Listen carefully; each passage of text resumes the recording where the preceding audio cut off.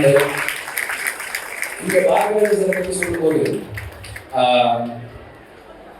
பாலமந்திர சாருடைய உதவியாளர் எனக்கு சீனியராக ஒர்க் பண்ணவர் தங்கம் அவரை எப்போதுமே சொல்லுவார், பாரதி ராஜா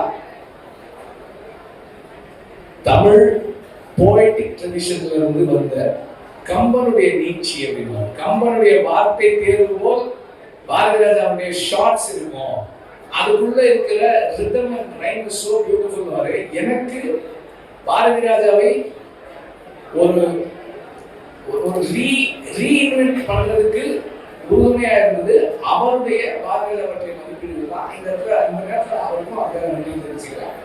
அண்ட் வந்திருக்கிற வரப்போற அனைத்து கட்சிக்கும் வந்திருக்கிற ஸ்டூடெண்ட்ஸ் எல்லாரும் நான் நன்றி தெரிவிச்சுக்கிறேன். ஏன்னா இது உங்க எல்லாருக்குமே வந்து ஒரு ஒரு தகவல் கேள்விப்பட்டேன், அது உண்மையான தெரியல.